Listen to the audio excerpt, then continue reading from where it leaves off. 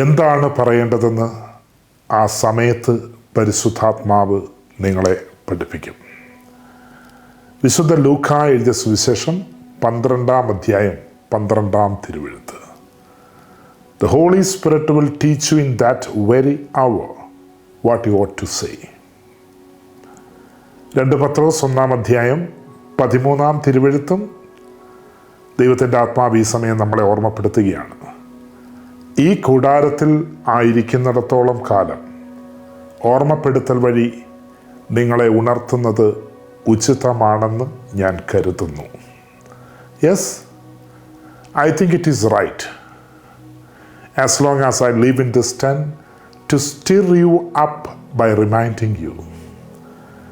പരിശുദ്ധാത്മാവിൻ്റെ ശക്തമായ വലിയൊരു പ്രചോദനത്താൽ, ആത്മാവിൻ്റെ വലിയ പ്രേരണയാൽ, ദൈവാത്മാവിൻ്റെ നിറവിൽ നിന്നുകൊണ്ട് അപ്പോസ്തലനായ പൗലോസ് നമ്മോട് പറയുകയാണ്. പൗലോസ് അപ്പോസ്തലൻ ഫിലിപ്പിയക്കാർക്ക് എഴുതിയ ലേഖനത്തിൽ നിന്നും 3-ാം അധ്യായം 5 മുതൽ 9 വരെയുള്ള തിരുവെഴുത്തുകളിലൂടെ, ഞാൻ ഇസ്രായേൽ വംശജനും ബെഞ്ചമിൻ ഗോത്രത്തിലും പിറന്നവനാണ്. ഞാൻ ഹെബ്രായരിൽ നിന്ന് ജനിച്ച ഹെബ്രായനാണ്. നിയമപ്രകാരം ഞാൻ ഫരിസയനാണ്. തീഷ്ണത കൊണ്ട് സഭയെ പീഡിപ്പിച്ചവനാണ് ഞാൻ. നീതിയുടെ കാര്യത്തിൽ നിയമത്തിൻ്റെ മുമ്പിൽ കുറ്റമില്ലാത്തവനാണ് ഞാൻ. എന്നാൽ എനിക്ക് ലാഭമായിരുന്ന ഇവയെല്ലാം ക്രിസ്തുവിനെ പ്രതി നഷ്ടമായി തന്നെ ഞാൻ കണക്കാക്കി.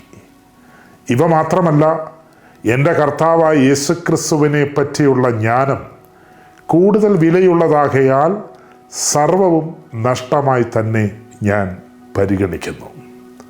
അവനെ പ്രതി സകലതും ഞാൻ നഷ്ടപ്പെടുത്തുകയും ഉച്ഛിഷ്ടം പോലെ കരുതുകയുമാണ്. ഇത് ക്രിസ്തുവിനെ നേടുന്നതിനും അവനോടുകൂടെ ഒന്നായി കാണപ്പെടുന്നതിനും വേണ്ടിയാണ്. എത്ര വലിയ സന്തോഷം നൽകുന്ന വാക്കുകളാണ് പരിശുദ്ധാത്മാവിൻ്റെ നിറവിൽ അപ്പോസ്തലനായ പൗലോസിലൂടെ. നോക്കിക്കേ, എത്ര വലിയ സന്തോഷം. Whatever gain I had, I counted as the loss for the sake of Jesus Christ. Indeed, I count as everything as loss because surpassing worth of knowing Jesus Christ my Lord.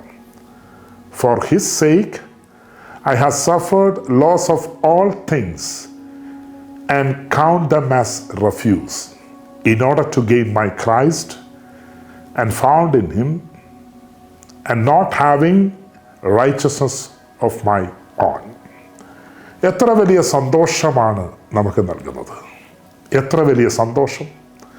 എല്ലാം ഉച്ഛിഷ്ടം പോലെ കരുതുകയാണ്. എല്ലാം ഉച്ഛിഷ്ടം പോലെ ക്രിസ്തുവിനെ നേടുന്നതിനും അവനോടുകൂടെ ഒന്നായി കാണപ്പെടുന്നതിനും വേണ്ടി അപ്പോസ്തലനായ പൗലോസ് എല്ലാം ഉച്ഛിഷ്ടമായി കരുതുന്നു.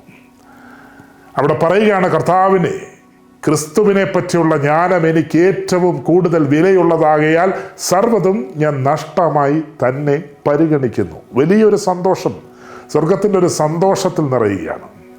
Let us give thanks to the God Almighty. ഈ കൂടാരത്തിലായിരിക്കുന്നിടത്തോളം കാലം ഓർമ്മപ്പെടുത്തൽ വഴി ഉണർത്തുന്നത് ഉചിതമാണെന്ന് ഞാൻ കരുതുന്നുവെന്ന് ആത്മാവ് ഓർമ്മപ്പെടുത്തി കഴിഞ്ഞിരിക്കുന്നു. Yes, I think it is right.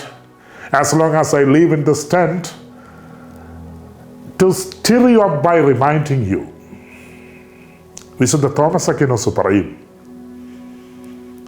സന്തോഷം മനുഷ്യൻ്റെ സ്വാഭാവിക ജീവിതമാണ്. Happiness it's A natural life of മാൻ. അതുകൊണ്ട് തന്നെ വാഴ്ത്തപ്പെട്ട ഹെൻറി സൂസോ, അദ്ദേഹത്തിൻ്റെ വാക്കുകൾ അദ്ദേഹം പറയുന്നത്, യേശുക്രിസ്തുവിനോടുള്ള സ്നേഹത്തെ പ്രതി എല്ലാം പരിത്യജിക്കുവാൻ കഴിഞ്ഞാൽ നമുക്കൊരു പൂർണ്ണ സന്തോഷത്തിലേക്ക് എത്തിച്ചേരാൻ കഴിയുമെന്നാണ് ഓർമ്മപ്പെടുത്തുന്നത്. Abandon yourself utterly for the love of Jesus Christ. In this way you will make truly happy. യഥാർത്ഥത്തിലുള്ളൊരു സന്തോഷം.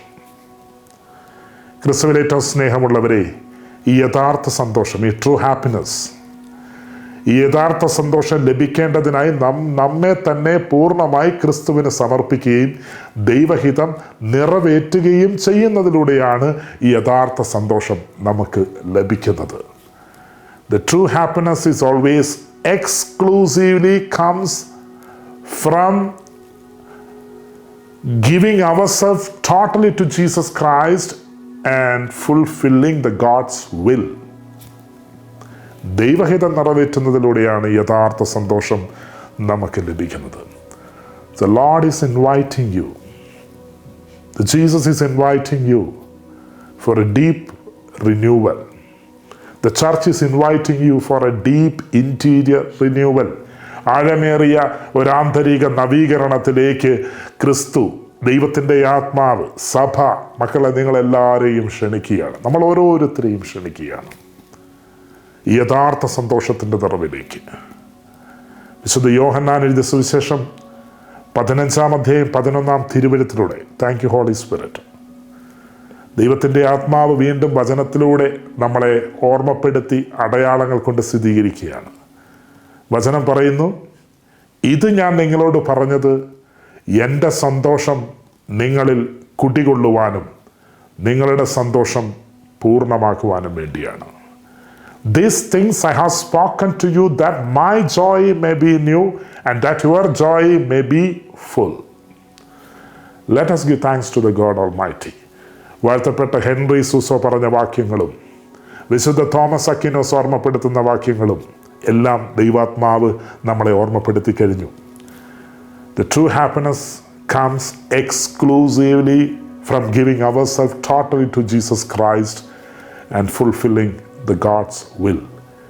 ദൈവത്തിൻ്റെ പരിശുദ്ധാത്മാവ് ദൈവത്തിൻ്റെ ഹിതം നിറവേറ്റുവാൻ നിങ്ങൾ ഓരോരിലൂടെയും വലിയ ശക്തമായ വലിയ വെളിപ്പെടുത്തലുകളോടെ പ്രവർത്തിക്കട്ടെ എന്ന് പ്രാർത്ഥിക്കുന്നു.